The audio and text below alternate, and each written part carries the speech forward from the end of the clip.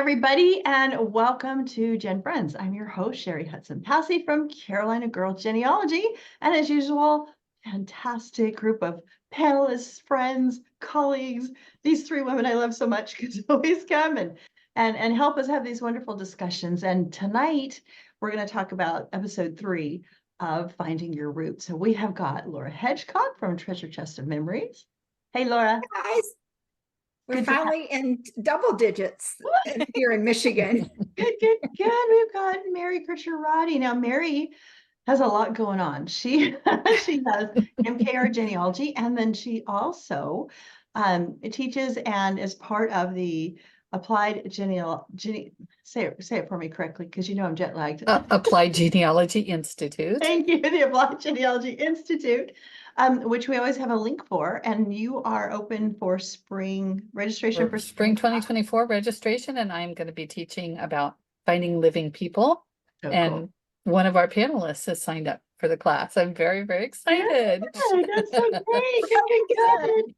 And well, I can highly recommend it because the teachers are excellent. I know them all. So yes, absolutely. And we've got Melissa Barker, our archive lady, who is waterless in Tennessee. I have no water. Yeah. Hello, everybody. Pray for Melissa. I also have a blog, A Genealogist in the Archives. So follow my blog. We'll put it down in the description if we can. Absolutely. And then your next blog is Waterless in Tennessee.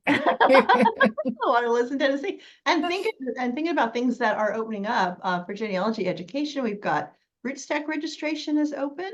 NGS, the NGS conference, which is virtual this spring and May, is open. So there's lots of learning opportunities out there, lots of great classes and teachers. And so we'll get all those links on there so you can figure out what you want to take and who you want to learn from, and learn from Mary. And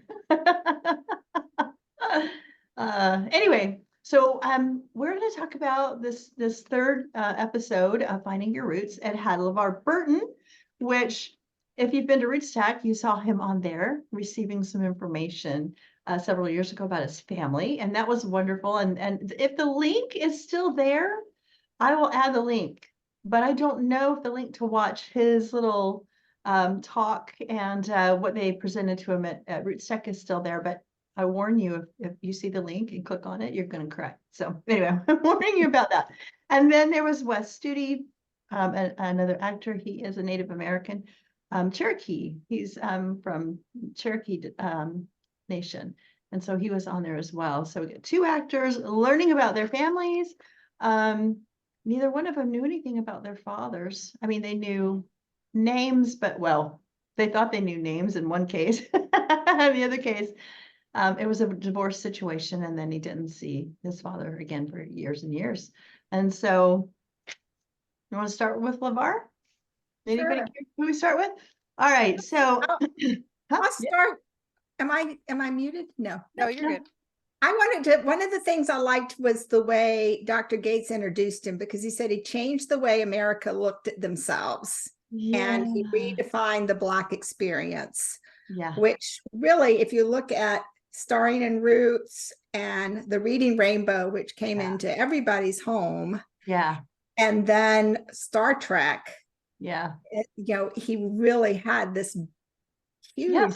So somebody knows him from every generation. There's something they remember him from, right?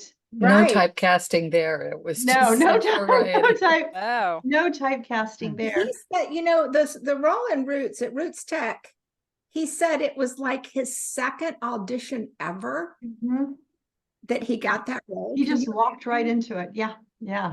Amazing.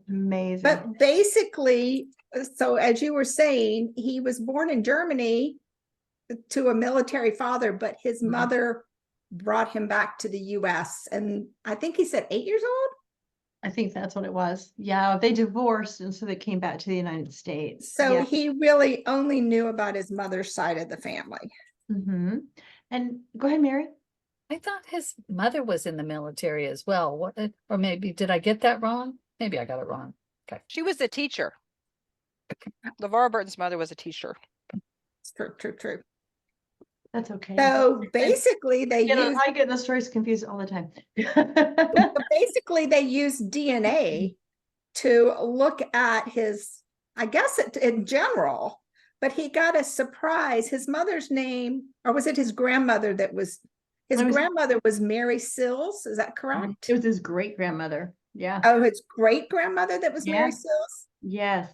And they found out that her husband was not who she had said. So there was Lewis Sills was her aunt. There's a different daddy. There's a different daddy. There was, yeah, that's So just many people are easy finding out way. DNA. Yeah. So So that was a big surprise for him. because not only his name was James Henry Dixon, but not only was he married, he had a whole bunch of kids Yes. that weren't the ones related to LeVar Burton. And on top of that, he was white. He was white. He was white, and he had not known that. So the DNA showed that, you know, LeVar Burton, and he goes, Kunta, Kunta's got white ancestors. You know, he couldn't believe that, and he'd also signed up to serve in the Civil War. This ancestor, one of his As a ancestors, Confederate. Yeah, it was Confederate. Confederate, and it was a junior. Junior Yeah, report down that it was the junior reserves. yeah, and so they probably just guards. Suspected he Yeah. didn't do fighting yet. Yeah. That was they did guard duty to allow more mature soldiers to Yeah, do I the had fighting. never heard of the junior reserves before. They But had the pictures of the boys basically in these junior so reserves. I mean, they young. just Yeah. peach fuzz, if anything. Yeah, Yeah. probably so. Well, you know, what I thought was really interesting is instead of getting, you know, really upset, he didn't. He took didn't. that information and shocked, but he said, this opens a door. He said, I have been looking for a way to have this dialogue that we need to have as Americans I between. was so glad to hear him say that. Yes, he says, I have been looking for a way to have this dialogue so that we can talk about our past in a way that's healing, in a way that's good. And he says, this door just opened up because now I have got African American DNA. I have got white DNA. And, you know, it's going to be interesting now to see what he does, how he takes that opportunity and does something with it. And I hope genealogists that watch this, and I hope all genealogists that are listening to us, take that into consideration, because all of us find things in our family tree that are unsavory, that we don't like, that our communities say, is bad. Don't shy away from it. Don't hide it. Don't cover it up, and I'm not saying to embrace it, but I mean, we've got to bring it forward. And we should document it, and we should put it in and we should use it like Lavar was talking about, to communicate, to hopefully help to heal, to, all those things, because the more you push it down and pretend it's not there, I just think that's a very good thing to do.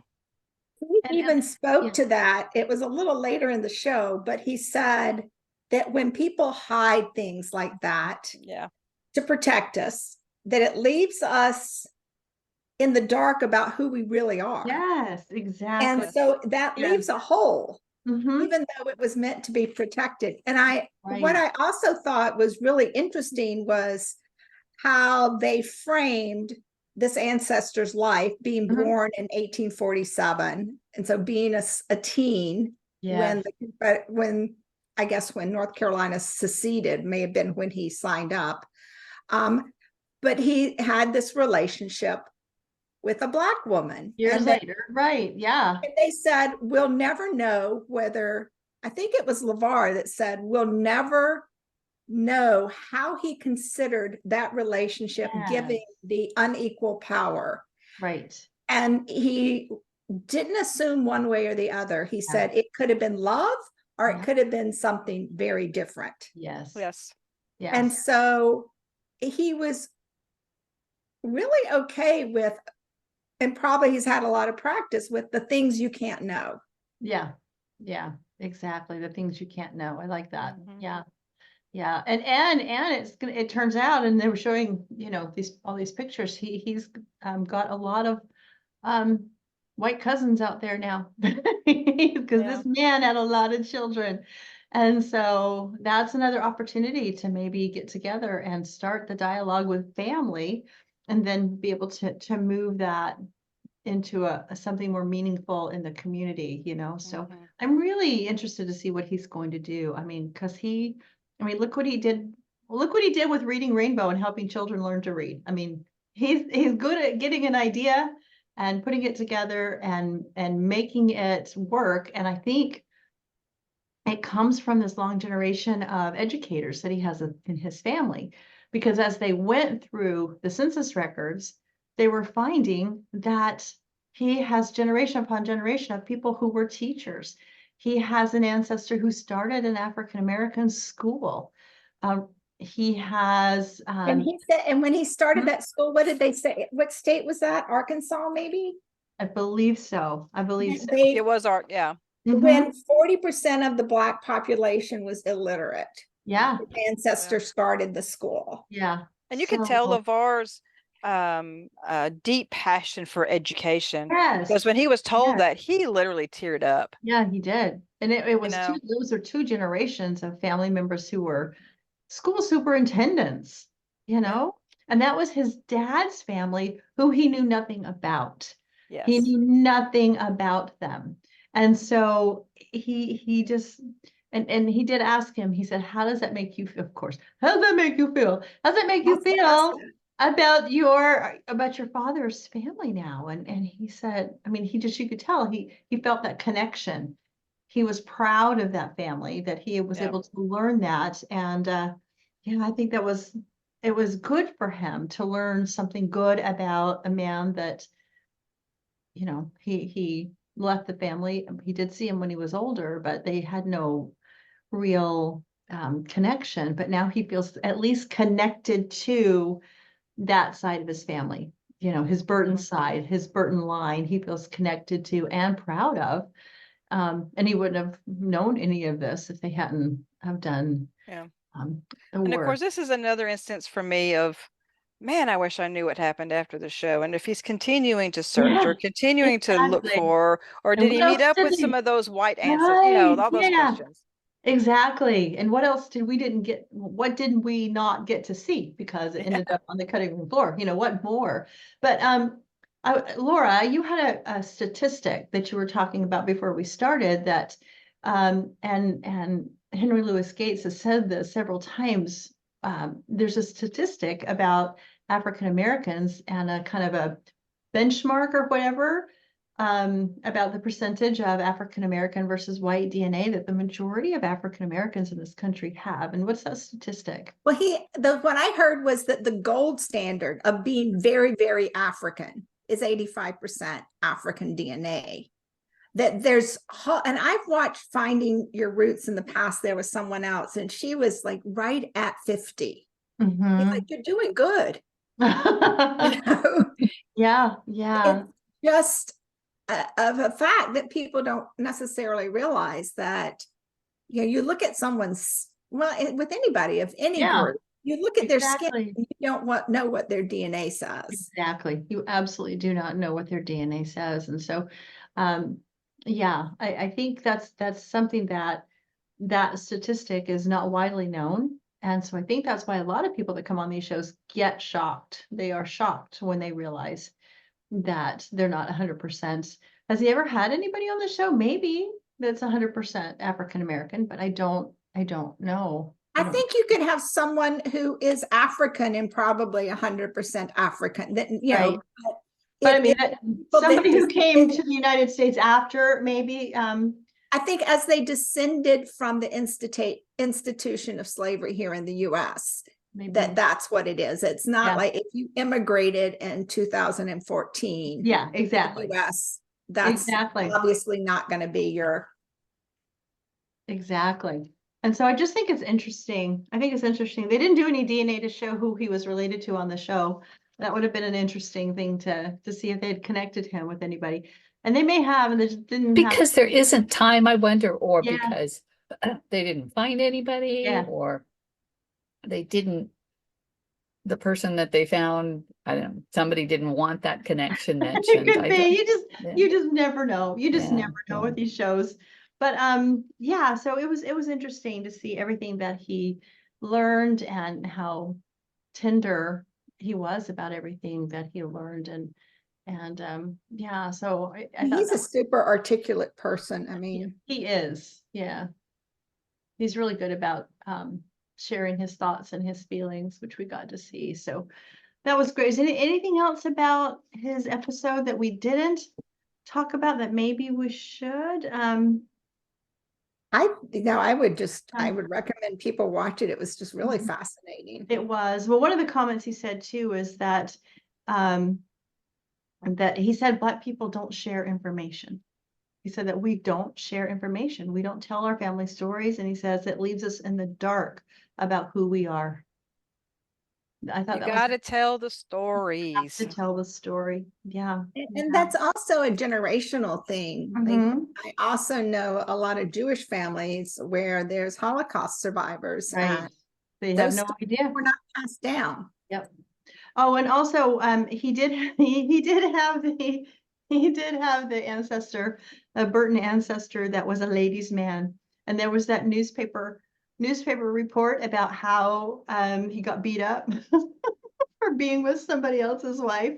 And the interesting thing about this particular ancestor was that he served right after the Civil War ended. He served in the state legislature. He was able to serve one term and be part of that. Um, but then again, that didn't last very long in the South. And Change the laws. yeah, they and- changed the law Well, so people couldn't.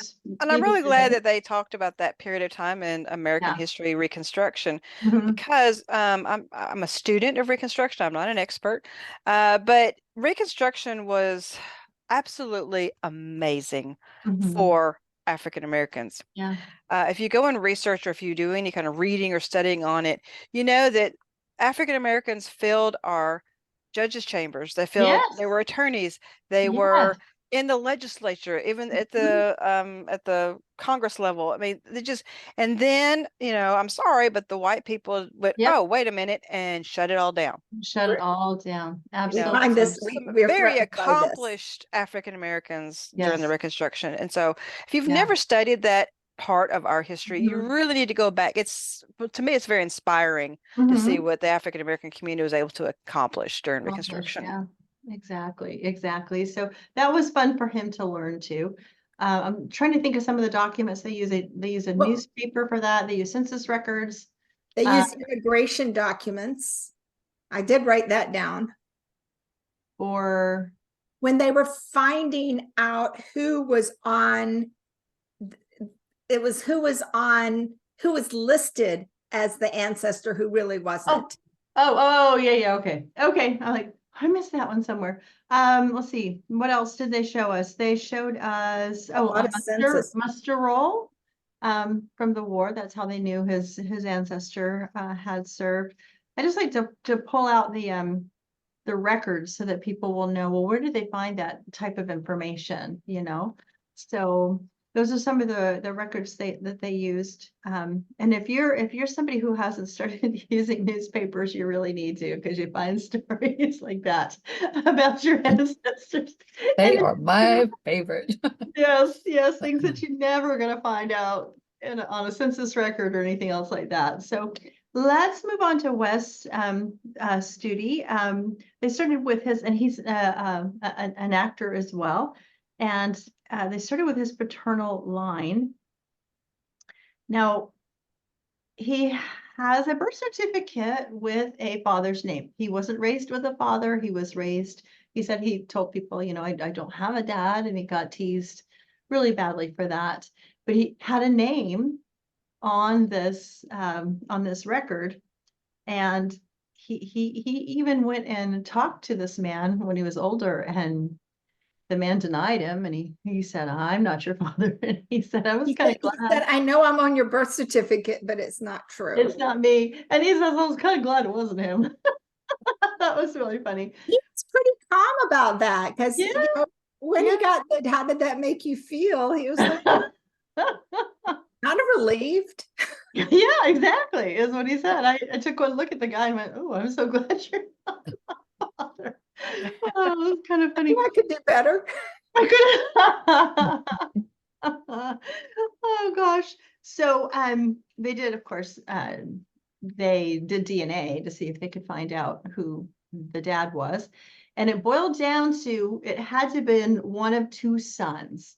And their last name was Blair, but there wasn't enough evidence. If you know, if both of these boys lived at or about the same age and they lived in the same place all the same time and they could have been around the mom at the same time, there's no way to know, because usually that's what you do. You find the DNA and then you figure out who was in the same, because you have to be in the same place, right? So, Normally you do. normally you have to be in the Back same then, you Traditionally, definitely did. traditionally, yes. Traditionally, yes. And For a non-DNA person who is myself, uh-huh. I was curious. So they couldn't prove they had two brothers. Okay, so they couldn't prove which one was the father. Yeah. Aside from the fact that there was no paper trail for that. So when you're using DNA, did they just not have someone to test that descended from them? Or explain to me possibly why they couldn't.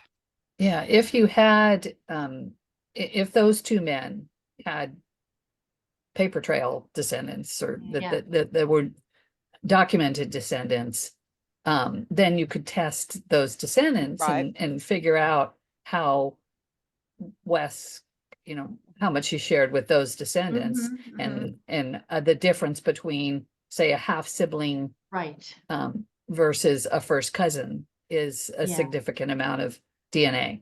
Right. And so in that case, it's pretty easy to tell.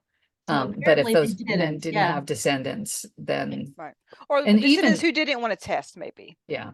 And even, I mean, sometimes you can test, you know, even if there's two brothers, and you can even maybe you only need to test descendants of one of them, because you can still tell. And then you know that it's got to be the other one if it's not, the numbers don't work out. I think some people who, I mean, like me, who are a lot less knowledgeable in DNA, they think, oh, well, I can test and they'll tell me exactly who so-and-so is. And I don't think it's that cut and dry. No, it's not. We had that on Relative Race. It was recently where they knew someone was the child. There was like 7 brothers, and they figured out there were 7 siblings. They figured it out. It was one of 2 brothers. So they knew he was related to the other kids in the family. Like they basically figured out an aunt, uncle kind of thing. But they never could figure out which of the 2 brothers it was. What's the father? And then that's what Mary was talking about. If there's nobody to test, to, you know, and like I said, and they might have been able to deduce a father should they have been able to prove that, okay, this one was nowhere near the mother during the time period when she would have, you know, gotten pregnant. Then they could make more of an educated guess. They wouldn't, you know, but one of the things that's interesting, though, we always, I don't know, at least I have for a long time jumped to the conclusion that the man had to be where she was. But she could have been where the man was. Lots of times, I mean, you get the mother, she's just a weekend away. Yeah, exactly. And then she comes home. And so there's nothing really documenting. Exactly. Either way, they had to prove that they're. But when it came down together all the time, they lived in the same place, same community. They never, you know, they were within just a few miles of each other, all growing up and all during that time. But they also weren't that well documented, because of the 2 brothers, they found one brother's photo when he was a young man, and the other brother's photo when he was an older man. And I'm wondering if the younger one maybe he died young or something. That's what I was. It was like a war, a military. He had photo. a Navy. I thought that same thing, Laura. I thought it was odd that they had the one brother really young and one brother really old. And then he asked him, who do you think you look like? And I'm like, how are you supposed to? He goes, well, maybe our eyebrows are the same. And seriously, with 2 brothers, I mean, no, you know, I have a DNA case in my family, and the these men that were first cousins didn't know it, but their brothers were fathers, looked enough alike that when my daughter saw pictures of them, I asked, who do you think this is? And she says, well, that's George. It's like, no, it's not George, it's his cousin. They were first cousins and looked exactly like the same Yeah. person. You So- really Well, can't. what if he got all of his looks from his mother? Yeah. You know, there are exactly. some children that look exactly like their mother. Like my daughter, they say, I always Exactly. say my daughter, if she would put on some glasses, she would look exactly like me. So, you know, they said, I don't think that my husband had anything to do with her. Yeah. So, but he did. But, you know, so, you know, it's really hard to show someone pictures and say, hey, which one do you think? Right. Yeah, sometimes Exactly. one parent's genes are more expressive. I used to say, I don't make them, I just carry them. Because There all you my go. kids look just like I my love husband. that, Mary. I love That's that. great. That's great. Well, The surrogate. they so the family that he comes from, the DNA showed was a Blair family. This was a that was their last name. And then they found out that the generation above them, so you've got the boys that they don't know which one's his father. And then I think it was 2 generations up, was it his great grandfather? Whoever, he was born 1761. Are you talking about James? Great grandfather, George Blair was half Cherokee. Yeah, he was half Cherokee, and he was explaining to him that he owned enslaved people when he lived in North Carolina. And a lot of people don't know that the Cherokee owned enslaved people. And on the Trail of Tears, they took Yes, a lot they of did. them with them. And so a lot of people don't know that. And there's some great webinars and Resources books out there, yeah. yeah, great resources out there to help you learn about that if you didn't know. And then also he had an ancestor named James Blair. That's the one that was born in 1761. Yeah, he actually fought in the Revolutionary War, and he was fighting the Cherokee. So he has an ancestor that's fighting his Cherokee people. And so same kind of thing. It's hard when you find out those types of things. So Yes. Now, it just at the very beginning, he said something about the Cherokee Nation of Oklahoma. Because That's where he grew up. He went to a yeah. school Was and that everything. still, I mean, when they went back a couple of generations, was Uh-huh. it still in that area? Or 2 generations ago, I would say yes, yeah. yeah. Because the Trail of Tears was in the early 1800s. Right. And they also no, but I mean, was it in the Oklahoma area is what I meant. Well, Yeah. yeah. Yeah, and he even was sent to an Indian school where they Yeah. put the Indian children and they taught them to speak English. And he said when he I love that part and when I'm he came using home. Indian because that's what they were using on the show. Right, yeah. And then when he came home and he was speaking English, he said, I had to quickly get back to Cherokee if I wanted to eat. So He had to said he actually said he had to learn Cherokee That's right. He had to learn to it be able to, over. because he didn't say his mother or anybody, he said his His grandmother, grandmother. because his grandmother probably, you know, Yeah, was Cherokee and right. closer to that generation. So I Right. found that quite interesting as well. Now they were talking about his maternal line, and he said that they've had their family's been working on their generation on this maternal line for a long, long time, and they hadn't been able to find anything, but they were able to find some really amazing paper trail on that side of the family where they actually showed an application of citizenship by his maternal grandmother, who listed family members, so you could go back up a few Yes. generations, and found out that one of those ancestors actually on the Trail of Tears, they were able to document her whole journey because the group she was in one of the chiefs Yes. groups. And so that's been well documented. So they could show him the map of exactly where she left from and the towns and the places they stopped in and her journey across America. And I thought that was fabulous too, to It find was. that This is kind of detail. extremely encouraging to those people who are Yes. doing Native American research, Mhm. because I think many people think that there's just aren't any records. Yeah. They weren't the Native Americans themselves were not known for record keeping, Mhm. you know, like we think of it.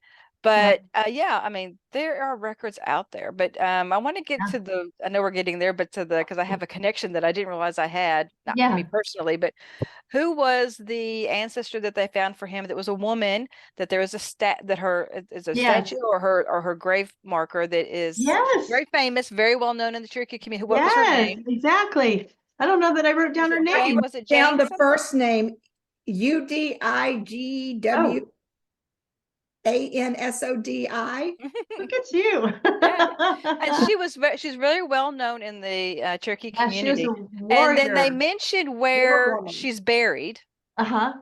which was Benton County, Yes, Tennessee. Tennessee. Benton County, Tennessee is across the river from me. Yeah, that's very cool. Wow. And I That's thought, oh, really I did cool. not know that. Now I've got to go over there. And we have in Yeah. Tennessee, we have 2 remaining working ferries that ferry people in their cars across the lake. Uh-huh. This is the Tennessee River, Kentucky Lake area. One of them is in a place called Cumberland City, which is the next county over from me. Mhm, The other mhm. one is in my county, which is the Danville Ferry, which we can get a car. We drive onto the ferry. You Yeah. can go across to Yeah. Benton County. Yeah, you'll have to go. So I got to go. I need to go. You've got to go. And they had her written word. Yes. There was an old document with her talking about how important it was. She was saying, we are the mothers. We are the mothers. We need to work together and we need to find peace and work together and not have all this conflict. And I guess she was just so strong. And he was saying that in our families, it's the women. It's the women that are strong and the women that make the decisions and the women that have the power. I thought that was really wonderful. There was another part that I was going to talk about and it's gone straight out of my head and I can't remember what it was. Let me see if I can find it really quick on my notes. Oh, so the ancestor that went across from North Carolina to or was it Georgia? Maybe it was Georgia. It was either North Carolina or Georgia, went across through the Trail of Tears. They even had paperwork where it showed, because later she decided that she was going to file for some money back from everything that she lost. And it was like pigs and cows and all that kind of stuff. It all came to $187, but which was a lot probably for her at that time period, but it also had a description of the land that she was taken off of. And he said, I wonder if the people that took that land away from her are still living on that land. And I'm thinking, he needs to go to that land though. He needs to go to Yeah. that land and find Just it. see. And Yeah.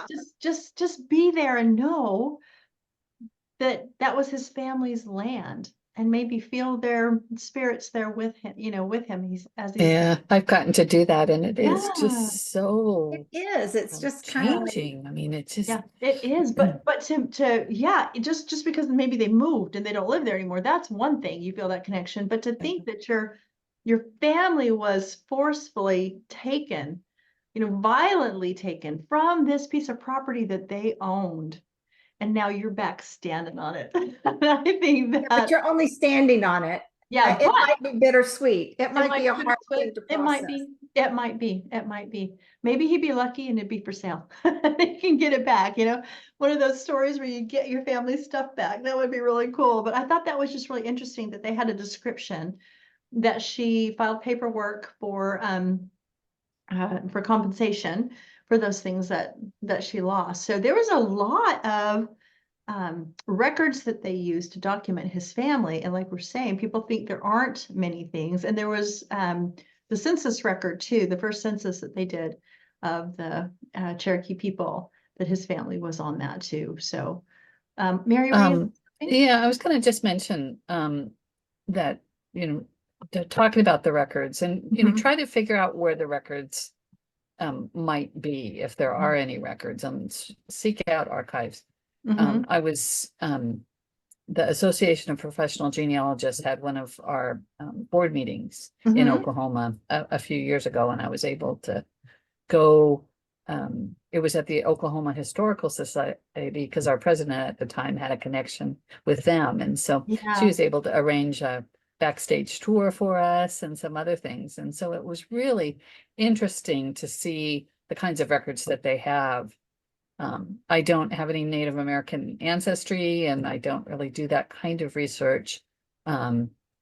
so it wasn't, I mean, I enjoyed getting to see the archive and how it all worked, but I did not pay, I don't remember as much what the specific records that they had because they're not ones that I use, but Right. but seek out archives and so forth. I mean, if you're interested in say Native American research, you might check out something like Cindy's List Yes, that has a absolutely. category Link on. of Native American, and that Right. can lead you to some record Exactly. sets.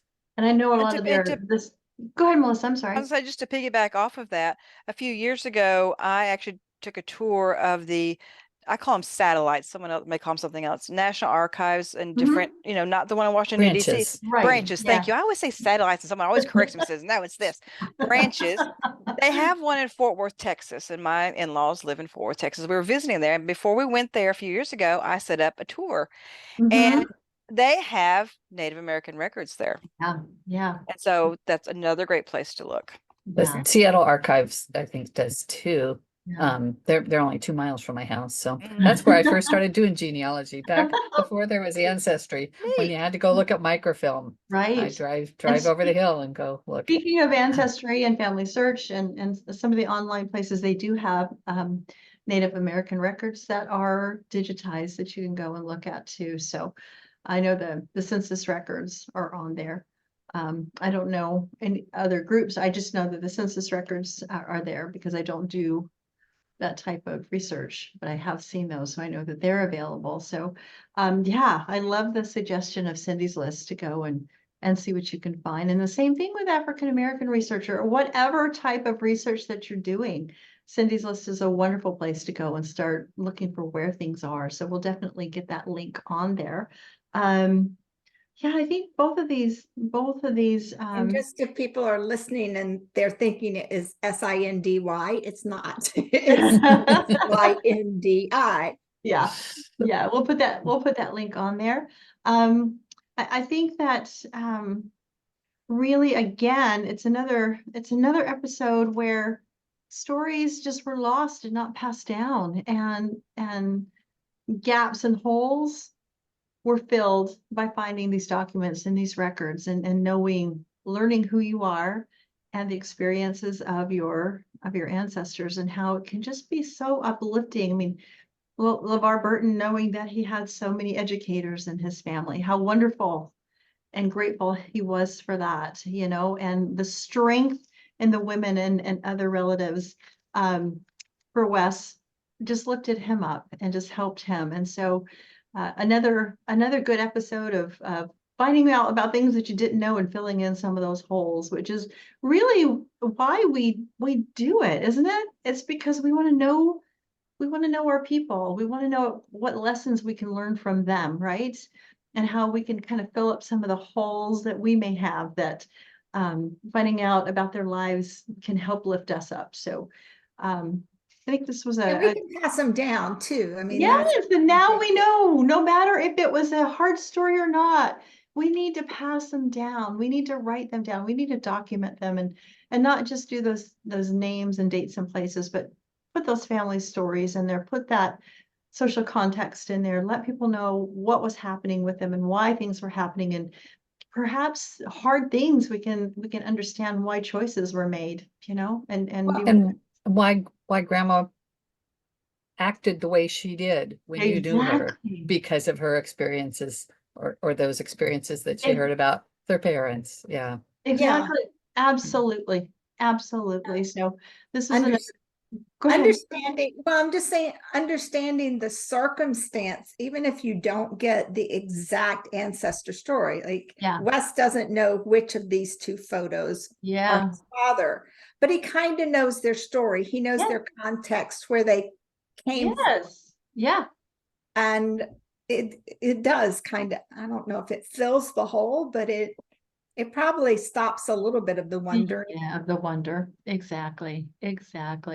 Well, another good episode. So Laura, did you have something else to say? Just while we're talking about Dr. Gates. Oh, yes. I got an email from our Detroit PBS station, and they're going to have Dr. Gates here in a couple of weeks. And he's written a book about the genre of the gospel spirituals. Mhm. So he'll be recording here, and I get to go down and watch. Oh, I think that's so And Very because wonderful. a lot of that happened here in wonderful. Detroit, so it's Yeah. another social context kind of thing. Right. If you talk to him, invite him to come on GenFriends. I Oh, thought Hey, that would yeah, be. do that. I don't think I know him as well as Shelley, but Oh, well, you can mention be like Shelley's name. Yeah, You can mention, throw Shelley's name around. Yeah. And tell him what we do and how we cover the show, but we would just love to talk to him Yeah. about you know the what he new does. book and yeah, Tell him we know he CC, doesn't that would help.